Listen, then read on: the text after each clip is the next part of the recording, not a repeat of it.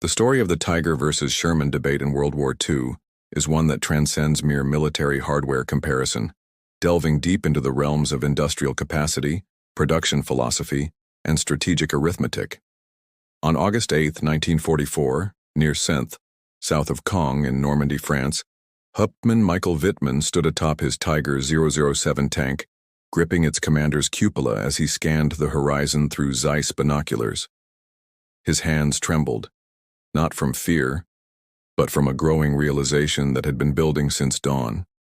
Despite their tactical successes, with 27 destroyed Shermans littering the fields around Confalls Road, the approaching columns of fresh Allied armor told a different story. Through his lenses, Wittmann counted 48 more Shermans advancing from multiple directions, backed by dust clouds signaling even more reinforcements. His 4 Tigers had perhaps 12 rounds of armor-piercing ammunition left between them. No fuel for significant maneuvers and no reserves coming. This moment crystallized what German commanders across all fronts would come to understand. They were witnessing not just battles, but a demonstration of industrial arithmetic that would eventually crush the Wehrmacht under sheer mass. Wittmann's legendary final stand would end shortly thereafter, likely at the hands of either a Sherman Firefly from the 1st Northamptonshire Yeomanry or Canadian forces. Historians still debate which. But his last radio transmission at 12:47 hours captured the despair shared by every German tanker facing American production capabilities. Ammunition exhausted, enemy unlimited. The narrative of German tank superiority began on May 26, 1941, at Hitler's mountain retreat in Berghof. Here, Ferdinand Porsche and Henschel & Son presented prototypes for what would become the Tiger tank. Mesmerized by the massive 88mm gun and impenetrable armor, Hitler immediately ordered production, declaring it worth a battalion of ordinary tanks. However, this decision set the stage for Germany's fatal miscalculation: quality over quantity. The first Tiger rolled off the production line at Henschel's Castle factory on August 4, 1942. After 300,000 man-hours of labor, incorporating 26,000 individual parts, master craftsmen hand-fitted transmissions, while skilled welders meticulously worked on armor plates. Yet despite these efforts, Germany never achieved monthly production of 100 Tigers, peaking at only 104 tanks in April 1944 after 2 years of optimization. By contrast, American factories were producing 2,000 Shermans monthly, highlighting an industrial disparity that would prove decisive. Meanwhile, the story of American tank production began with a telephone call on May 28, 1940. President Roosevelt reached out to William Knudsen, former president of General Motors, asking him to come to Washington to oversee the production of 50,000 planes and 50,000 tanks. Knudsen's response encapsulated the American production philosophy. Mr. President, we can't build the best planes and tanks, but we can build the most planes and tanks, and we can build them so that any kid from Iowa can fix them with a wrench and a screwdriver. The Sherman tank emerged from this pragmatic approach. At a design meeting on August 31, 1940, at Aberdeen Proving Ground, Army Ordnance presented requirements that horrified traditional military engineers but delighted Detroit production experts. Simple enough for inexperienced workers to assemble, parts interchangeable between variants, engines running on multiple fuel types, armor plates that could be welded rather than precisely fitted, tracks replaceable in field conditions, and a turret ring wide enough for future upgrades. Major General Gladian Barnes, head of Army Ordnance, summed up the philosophy. I don't want a perfect tank. I want a good enough tank that we can build 1,000 of them for every 100 the Germans build. Make it reliable, make it fixable, and make it by the tens of thousands. This contrast in production philosophies became evident in the factories themselves. At Henschel's Castle plant, 9,000 skilled workers labored to produce Tigers in an environment resembling a scaled-up medieval guild workshop. Master craftsmen supervised apprentices, each tank essentially hand-built with workers signing their names on completed components. Untertier Franz Lehart, who later served in the military, recalled the meticulous process. We spent 3 days just on the final drive assembly. Every gear was checked with micrometers. Every weld was inspected 3 times. We painted identification numbers by hand. It was not mass production. It was art. In stark contrast, Chrysler's Detroit Tank Arsenal, opened on September 15, 1941, operated on radically different principles. Covering 1.25 million square feet, larger than all German tank factories combined, the facility employed former automobile workers, housewives, teenagers, and anyone capable of operating a riveting gun or welding torch. Rose Will Monroe, who would become Rosie the Riveter, described the experience. "I'd never seen a tank before I started building them. They gave us 2 days of training, then put us on the line. Everything was broken down into simple steps. I'd weld one seam, the tank would move, someone else would weld the next. We'd finish a tank in 4 hours." The Detroit Tank Arsenal achieved something German engineers considered impossible: assembly line production of tanks. By adapting techniques from automobile manufacturing, Chrysler engineers modularized the Sherman's components, building subassemblies on parallel lines before final assembly. From raw steel to completed tank, the entire process took just 48 hours. By December 1942, the production statistics revealed a reality German commanders refused to believe.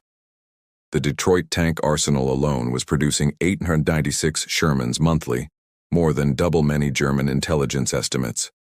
Across America, 11 factories contributed to this effort. Detroit Tank Arsenal, Chrysler, produced 896 monthly. Grand Blanc Tank Arsenal, Fisher Body, 385. Lima Locomotive Works, 165. Pressed Steel Car Company, 320. Pacific Car and Foundry, 280. Federal Machine and Welder, 240. American Locomotive Company, 310. Baldwin Locomotive Works, 205. Pullman Standard Car Company, 385. Montreal Locomotive Works, Canada, 180. And Angus Shops, Canada, 145. Total monthly production by December 1942 amounted to approximately 3,500 Sherman tanks compared to Germany's 34 Tigers, a ratio already at 103:1. General Major Heinz Guderian, Inspector General of Panzer Troops, received these figures through intelligence reports in January 1943. His diary entry succinctly captured the implications. "If these numbers are even half true, we have already lost the war." The production disparity created a cascade of secondary effects that multiplied American advantages. With thousands of Shermans available, American tank crews trained on actual tanks.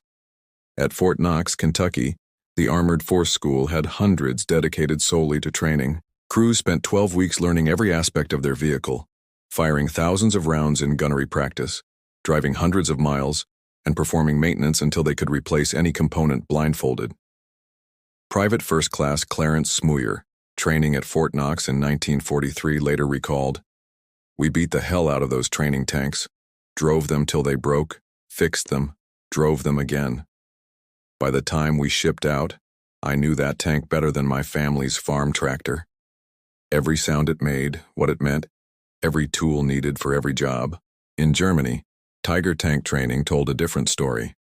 With total production barely exceeding 100 tanks per month at peak, training vehicles were virtually non-existent. The Panzertruppe at Putlos had exactly 4 Tigers for training purposes, 4 tanks to train crews for every Tiger unit in the Wehrmacht. Gerrit Kurt Kleine, assigned to Schwerpanzerabteilung 503, described his inadequate preparation. "We had 3 days in an actual Tiger. Most of our training involved studying diagrams and sitting in wooden mock-ups. When we finally received our company Tigers in Russia, half the crew had never started a Maybach engine. The complexity disparity compounded the problem. A Sherman tank had 15,000 parts and required 50 different tools for field maintenance, while a Tiger had 26,000 parts and needed 230 specialized tools. American crews could be trained to basic competence in 4 weeks. German Tiger crews required 3 months to reach minimal proficiency, time the Wehrmacht didn't have. D-Day, June 6, 1944, marked the beginning of a mathematical demonstration that would devastate German armored forces. The Allies landed with 4,000 tanks, mostly Shermans, supported by 8,000 more waiting in England for transport. Against this overwhelming force, Germany had assembled its best. 347 Tigers produced since 1942, with approximately 430 operational across all fronts combined. In Normandy itself, the Germans could muster just 102 Tigers. SS Obersturmführer and Abteilung 101 witnessed the reality near Caen on June 7th. We destroyed 8 Shermans in the morning engagement. By afternoon, 16 more had taken their place. We destroyed 6 of those. By evening, fresh companies kept arriving. They came like ants. You could step on dozens, hundreds, thousands more were behind them. The replacement rate told the real story. When America lost a Sherman, a new one arrived from England within 48 hours, thanks to Colonel Joseph Gillam's efficient replacement system maintaining a reserve of 2,300 Shermans in British depots. Damaged tanks were either repaired within hours by mobile workshops or simply abandoned for new vehicles. When Germany lost a Tiger, replacements took weeks or months, if they came at all. Each Tiger required special railway cars for transport, with the journey from Germany to Normandy taking 5 days under optimal conditions. Allied air attacks often extended this to weeks. Of 45 Tigers dispatched to Normandy in June 1944, only 17 arrived intact. June 13, 1944, provided a perfect microscope for examining the production war. Michael Wittmann's action at Villers-Bocage has been celebrated as the pinnacle of German tank warfare. In roughly 15 minutes, tanks under Wittmann's command destroyed 14 tanks, 15 personnel carriers, and 2 anti-tank guns of the British 7th Armoured Division. Though historians debate whether all kills were Wittmann's personally or included his entire company's achievements, German propaganda proclaimed it as proof of Aryan superiority and Tiger invincibility.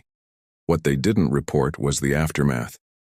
Within 72 hours, the British 7th Armoured Division had received complete replacement of all lost vehicles from depot stocks. Wittmann's Tiger Company, which lost 3 Tigers in subsequent fighting, would not receive replacements for 6 weeks. Lieutenant Colonel John Cloudsley Thompson of the 7th Armored later wrote, "Wittmann was brilliant, no doubt. But brilliance is exhaustible. Industrial production is not. He could destroy our tanks faster than we could brew tea, but we could replace our tanks faster than he could reload." The production numbers only told part of the story. Each Sherman required a supply chain delivering 150 gallons of fuel replenished every 100 miles, 104 rounds of ammunition as a basic load, 30 gallons of oil and lubricants, spare track blocks, road wheels and filters, plus food and supplies for 5 crew members. American logistics delivered this without fail. The Red Ball Express, operating from August to November 1944, employed 6,000 trucks running continuously from Normandy beaches to the front lines. On August 29, 1944 alone, the Red Ball delivered 12,242 tons of supplies, 800,000 gallons of fuel, and 3,000 tons of ammunition, supporting 28 divisions. Each Tiger required 650 gallons of fuel replenished every 60 miles, 92 rounds of ammunition as a basic load, 100 gallons of oil and lubricants, specialized spare parts manufactured only in Germany, and premium fuel that became increasingly scarce. German logistics crumbled under the weight. A Tiger battalion moving 100 miles required 40,000 gallons of fuel, more than most German depots contained. The specialized Maybach HL-230 P45 engine demanded high-octane fuel that Germany could barely produce. By late 1944, Tiger units were often immobilized not by enemy action, but by empty fuel tanks. Hauptmann Wolfgang Schlick of Schwer Panzerabteilung 506 reported in August 1944, "We have 6 operational Tigers but fuel for perhaps 30 kilometers. The Americans pass our hidden positions in endless columns. We dare not engage. We would destroy a dozen, 2 dozen, and then sit helpless as the 100 behind them crushed us." Sherman tanks were designed for maintenance by conscripts with basic training. The entire transmission could be replaced in 4 hours, track replacement took 90 minutes, and engine swaps required 6 hours. Every part was accessible without removing other components. The sloped armor, criticized as inferior to the Tiger's thick vertical plates, offered an unexpected advantage. Damaged plates could be cut off and welded on by any competent welder. Technical Sergeant Robert Early, maintenance chief for the 3rd Armored Division, explained. The Sherman was like a farm tractor with armor. Any kid who'd worked on his dad's John Deere could figure it out. We had replacement everything: engines, transmissions, turrets, tracks. Something broke, unbolted, bolt on a new one. We'd have a knocked-out Sherman running again before the Germans finished diagnosing what was wrong with their Tiger. Tiger maintenance, in contrast, was a nightmare of complexity. The interleaved wheel system, brilliant for weight distribution, required removing up to 9 wheels to replace one damaged inner wheel, a 12-hour job under ideal conditions. The transmission, a masterpiece of engineering with 8 forward gears, demanded specialized tools and trained mechanics for serious repairs. The Maybach engine, powerful but temperamental, needed constant adjustment. Feldwebel Hans Bauer, a Tiger mechanic with Schwerpanzerabteilung 502, described the reality. In Russia, we had a Tiger with transmission damage. The replacement transmission was in Germany. It took 3 weeks to arrive. Installing it required removing the turret. We needed a 15-ton crane. No crane was available. The Tiger sat useless for 2 months while Shermans passed us every day.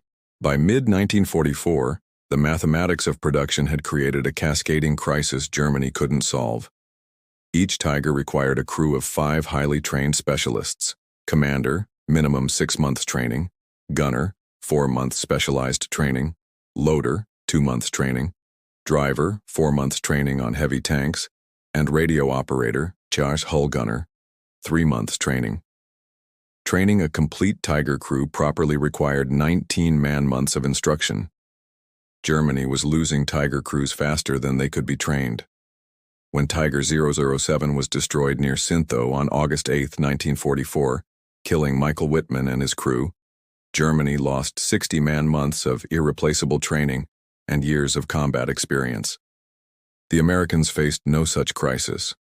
By 1944, Fort Knox was graduating 2,000 fully trained Sherman crews monthly.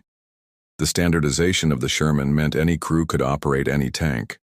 Wounded crew members were replaced from a pool of 10,000 trained replacements waiting in England. Staff Sergeant Lafayette Poole, commanding a Sherman named In the Mood, described the American advantage. We lost our loader at St. Lo. Within 2 hours, we had a replacement who trained on the exact same tank model at Knox. He knew every ammunition rack, every control. We didn't miss a beat. While Normandy demonstrated the mathematical impossibility of German victory, the Eastern Front revealed it as apocalypse. Operation Bagration, launched June 22, 1944, deliberately on the 3rd anniversary of Germany's invasion of the Soviet Union, saw the Soviets deploy 4,080 tanks against German Army Group Center's 4 and 95 tanks, including just 29 operational Tigers. The Soviets had learned from American production methods. The T-34, crude compared to the Tiger, could be produced in 3,000 man-hours versus the Tiger's 300,000. Soviet factories were producing 2,000 T-34s monthly by mid-1944. When Germans destroyed 3 Soviet tanks, 5 replacements appeared. When they destroyed 5, 10 appeared.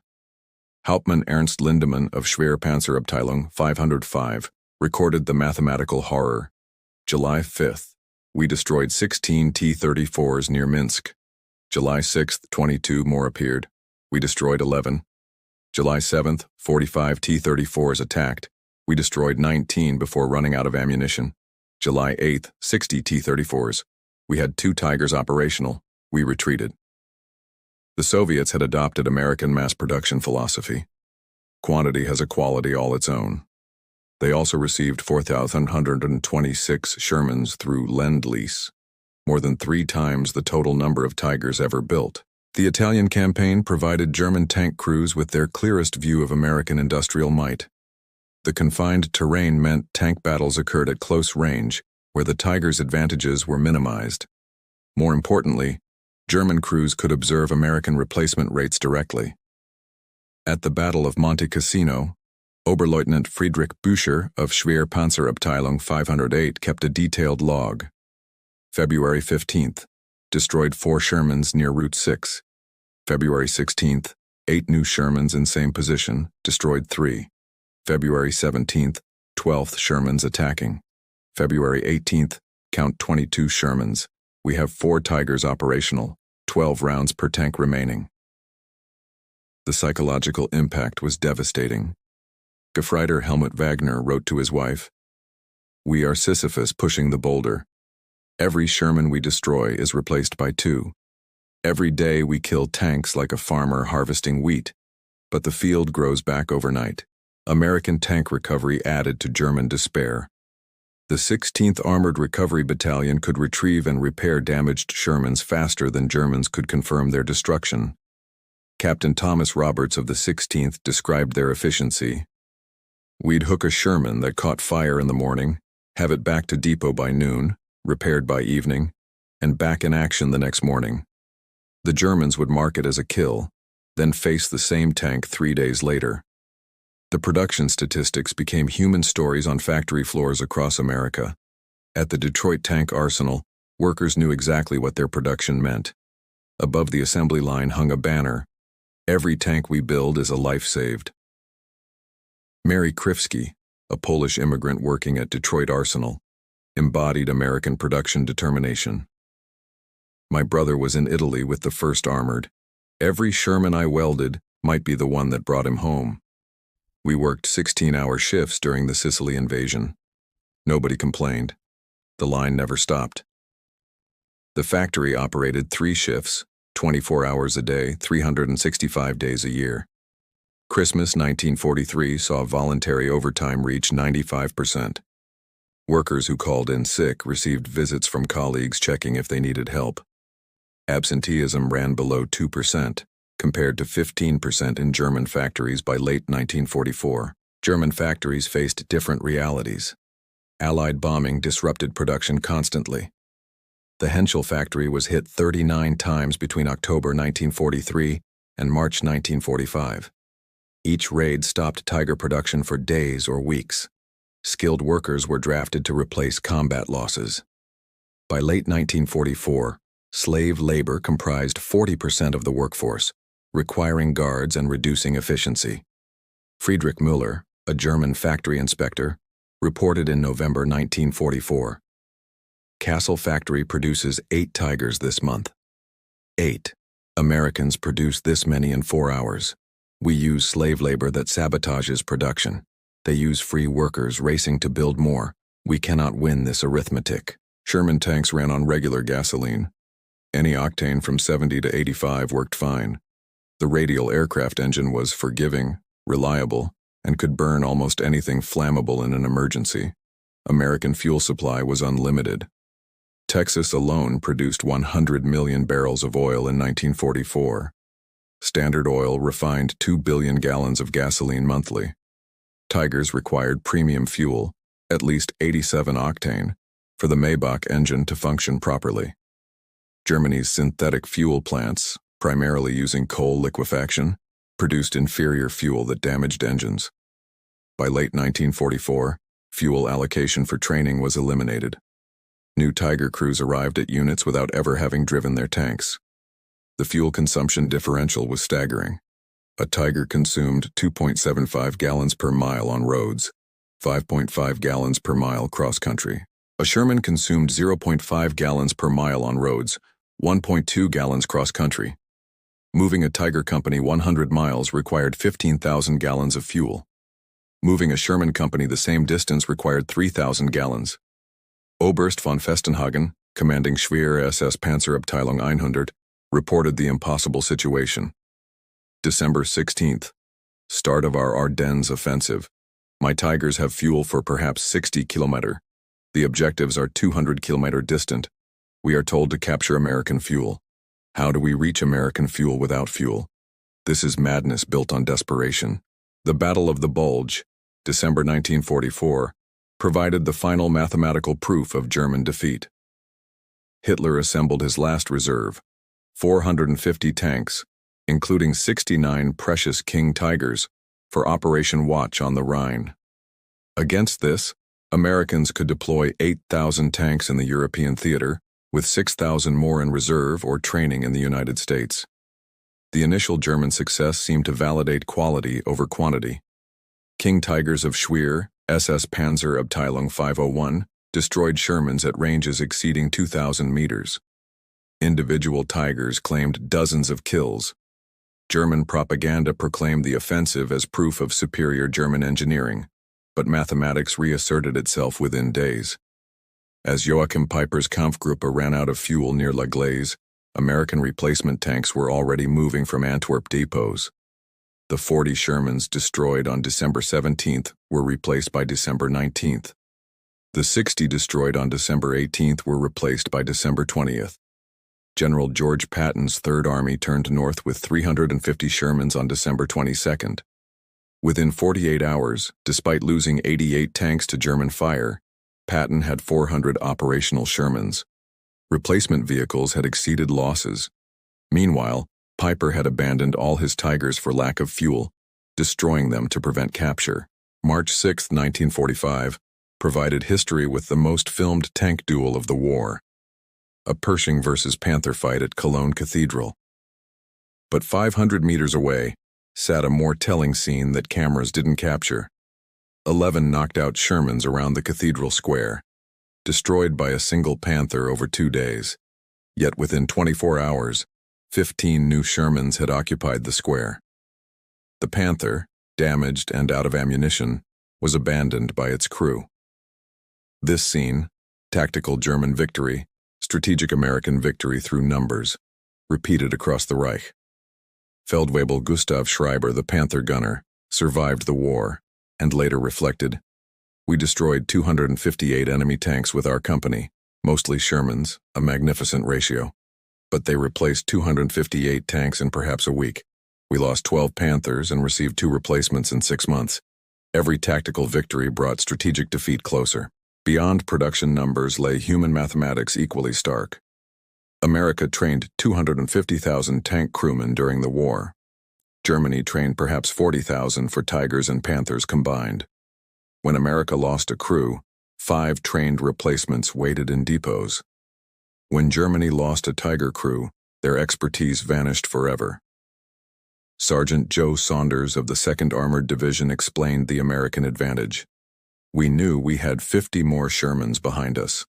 If our tank got hit, we'd bail out, walk back, get another tank, and return to fight." The Germans knew each Tiger lost was irreplaceable. That knowledge, that we could afford losses and they couldn't, that won the psychological war. The crew quality differential widened as the war progressed. By March 1945, American tank crews averaged 6 months of training before combat. German Tiger crews, if they received Tigers at all, averaged 2 weeks of training. Boys of 16 were driving 68-ton King Tigers they'd first seen days earlier. Gefreiter Wilhelm Hoffmann, driver in Schwere Panzerabteilung 512, described his training. "I had driven a truck in Hitler Youth. They gave me 4 days in a Panzer IV, then put me in a King Tiger. The commander had been a store clerk 2 months earlier. The gunner had fired 5 practice rounds. We faced Americans who had been training for a year." The fundamental difference lay not in capability, but in philosophy. Germany pursued engineering perfection. Each Tiger was a masterpiece. Its 88mm gun could destroy any Allied tank at 2,000 meters. Its armor could deflect most Allied shells. Its sophisticated transmission provided smooth power delivery. Its interleaved wheels distributed weight perfectly. America pursued production efficiency. Each Sherman was adequate. Its 75mm gun struggled against Tiger armor. Its armor was vulnerable to German guns. Its transmission was simple. Its suspension was basic, but it was good enough, and America could build 36 Shermans for the cost of 1 Tiger. William Knudsen, observing Sherman production in 1943, stated the American philosophy: "The best tank is not the one that's technically superior. It's the one that's there when you need it. A Sherman in France is worth 10 perfect tanks on a drawing board." Albert Speer, German armaments minister, understood too late. In his 1969 memoirs, he wrote, "We sought perfection and achieved paralysis. Every improvement delayed production. Every modification required retooling." Meanwhile, Americans built the same basic tank in overwhelming numbers. They won through arithmetic, not engineering. Shermans achieved 90% operational readiness rates. Of 100 Shermans in a unit, 90 would be running on any given day. Mechanical failures were rare and quickly repaired. The simple systems rarely broke. When they did, parts were abundant and mechanics plentiful. Tigers achieved 35% operational readiness by late 1944. Of 100 Tigers, if any unit had that many, only 35 would be operational. Complex systems failed constantly. The sophisticated transmission lasted 500 miles before requiring major maintenance. The interleaved wheels collected mud that froze in Russian winters, immobilizing the tank until chipped free. Major Hans Kruger, maintenance officer for Schwerpanzerabteilung 503, documented the crisis. January 1945. Of 45 Tigers on strength, 11 operational, 8 await transmissions, 6 need engines, 12 require track repairs, 8 have multiple failures. We cannibalize 3 Tigers to keep one running. Americans abandon damaged Shermans and get new ones.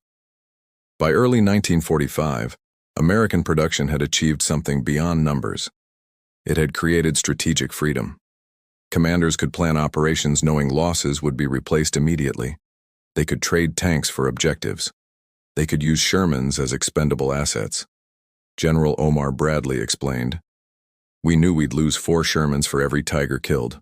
We also knew we had 10 Shermans for every Tiger. The mathematics were simple. We could afford the exchange. They couldn't." German commanders faced strategic paralysis. Every Tiger lost reduced future capabilities. Every operation required calculating whether objectives justified irreplaceable losses. By March 1945, standing orders prohibited Tiger units from engaging unless absolutely necessary. General Major Wolf Günther Lange, commanding remnants of Panzer Division, captured the German dilemma. "I had 8 Tigers and 900 Shermans in my sector. If I revealed my Tigers' positions, artillery and aircraft would destroy them. If I didn't use them, Shermans would overrun us. We were reduced to watching our destruction through periscopes." When Germany surrendered on May 8, 1945, the production tallies told the complete story.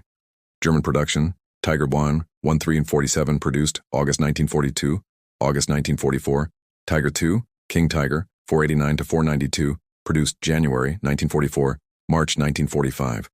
Total Tigers, approximately 1,939. American production, M4 Sherman, all variants 49,234, produced February 1942, July 1945. Additional 2,000-plus Shermans produced by British and Canadian factories. Total Allied Shermans, 51,000-plus. The ratio, 27.7 Shermans for every Tiger. But production was only part of the equation. Operational reality, May 1945. Tigers operational with Wehrmacht, fewer than 20. Shermans operational worldwide, approximately 35,000. Crew training, trained German Tiger crews available, fewer than 200. Trained American Sherman crews available, 40,000 plus. In 1975, a reunion at Fort Knox brought together American and German tank veterans. The conversations revealed how deeply production mathematics had affected both sides. Otto Carius, Germany's second highest scoring tank ace with 150-plus kills, spoke candidly. "We were fighting mathematics, not Americans. I could destroy 10 Shermans and 20 would appear. It was not combat, but arithmetic. We were calculators trying to defeat an avalanche with individual excellence." Staff Sergeant Clyde Brunson, who commanded Shermans in 3 different armored divisions after having 2 shot out from under him, responded, "Otto's right. We knew most of us weren't tank aces. We didn't need to be. We needed to be adequate and numerous. Wars aren't won by heroes, but by production lines." The most poignant moment came when former Oberst Hans von Luck asked the American veterans, Did you know your numbers would overwhelm us regardless of our skill?" Sergeant Ray Hopkins answered, "We knew." Every replacement depot we passed had hundreds of new Shermans. Every letter from home mentioned factories running 3 shifts. "We knew you were fighting the entire American industrial machine. We almost felt sorry for you." American mass production created ripple effects beyond simple numbers. With thousands of surplus Shermans, America could afford experimentation. Specialized variants appeared monthly: Sherman Firefly, British 17-pounder gun; Sherman Jumbo, extra armor; Sherman Calliope, rocket launcher; Sherman crab, mine flail, Sherman DD, amphibious, Sherman dozer, bulldozer blade, Sherman crocodile, flamethrower. Germany could barely produce standard Tigers, let alone variants. Each experimental modification meant fewer combat tanks. The Sturmtiger, converting Tigers to assault guns, produced exactly 18 vehicles, a fatal diversion of precious resources. The parts supply demonstrated the disparity. American depots stocked 50,000 different Sherman parts. Any component could be delivered to any unit within 72 hours. German Tiger units waited months for specific parts, often cannibalizing operational tanks to keep others running. Technical Sergeant Mike Kozlowski, running a forward depot in Belgium, described American abundance. "We had warehouses full of everything: engines, transmissions, guns, tracks. A unit called for parts. We loaded a truck and sent it. I threw away more spare parts for lack of storage space than German units ever received." American tank crews lived in a different universe from their German counterparts. They knew replacement tanks were plentiful. They knew survival meant more than victory. They knew they could afford to be cautious. Private First Class Clarence Smuyer described the mentality. "Our lieutenant told us straight, 'Your job is to survive and keep pressing forward. If you see a Tiger, call artillery or air support. Don't be heroes. Heroes die. We have more tanks than we have trained crews. Keep yourselves alive and we'll keep you in tanks." German Tiger crews faced opposite pressures. Each Tiger was irreplaceable. Each crew was precious, yet they were expected to fight against impossible odds, achieving kill ratios that mathematics made meaningless. Feldwebel Karl Brahms, gunner in Schwerpanzerabteilung 52, described the psychological burden. "We knew we had to kill 10, 20, 30 enemy tanks to justify our Tiger's existence. The pressure was unbearable. We were not soldiers but accountants calculating whether we had killed enough to justify our resources. Behind production numbers lay infrastructure that determined outcomes. American factories were immune to enemy attack. Detroit, Chicago, Pittsburgh, all produced at maximum capacity without fear of bombing. Workers arrived rested, fed, and motivated. Materials flowed without interruption. Quality control caught defects before tanks left factories. German factories operated under constant threat. The Henschel works at Kassel was bombed 39 times. The MAN factory in Nuremberg was hit 27 times. Workers spent nights in shelters, days clearing rubble. Materials arrived sporadically as Allied bombings severed rail lines. Quality suffered as exhausted workers and slave laborers made mistakes. Hans Müller, production manager at Henschel, documented the cascade of problems. October 1944. Last night's raid destroyed the heat treatment facility. Tiger armor plates must go to Essen if trains run. Essen was bombed Tuesday. Alternative is Dortmund, bombed Thursday. We have 200 Tiger hulls awaiting armor. Perhaps 20 will be completed this month. American production faced no such obstacles. The Fisher Tank Arsenal in Grand Blanc, Michigan, employed 4,500 workers in perfect safety. They worked regular shifts, lived in comfortable housing, and ate in cafeterias serving fresh food. Their children attended schools. Their families shopped in stocked stores. Mass production created learning curve advantages Germany couldn't match. Every 1,000 Shermans produced reduced unit cost by 8%. Production improvements were implemented across all factories simultaneously. By 1944, Detroit Arsenal was building Shermans 60% faster than in 1942 using fewer workers. Lieutenant Colonel Robert Young, analyzing production efficiency, reported worker suggestions improved production continuously. A woman in pressed steel noticed a welding sequence change could save 4 minutes per tank. Implemented across all factories, this saved 3,300 production hours monthly, enough to build 40 additional Shermans. German production showed reverse learning curves. As experienced workers were drafted, quality declined. As materials became scarce, substitutions complicated production.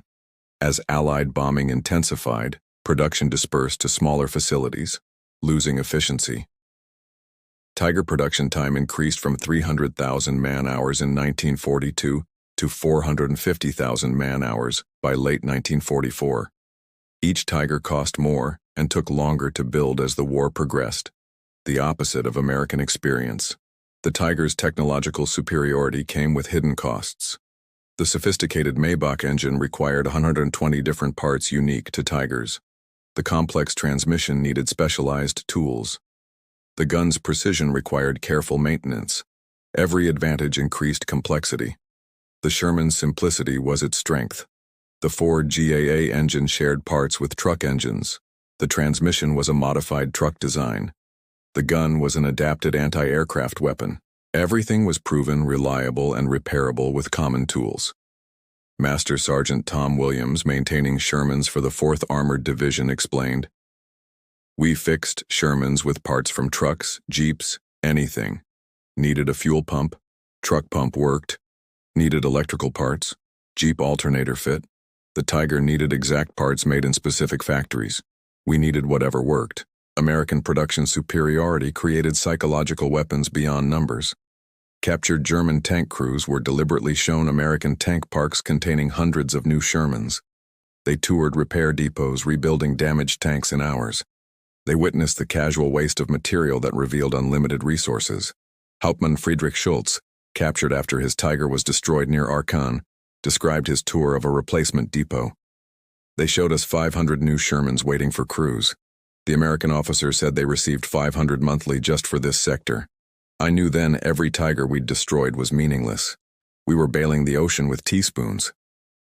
These prisoners returned to Germany through exchanges or escapes, spreading devastating truth about American production.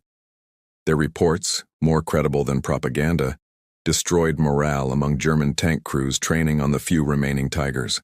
By winter 1944-45, the maintenance differential had become absolute. American units maintained 90% operational rates despite combat and weather. German Tiger units struggled to maintain 20% operational rates even without combat. The 56th Heavy Tank Battalion's War Diary for January 1945 tells the story. Strength: 45 King Tigers. Operational: 8. Awaiting repair: 37. Of these,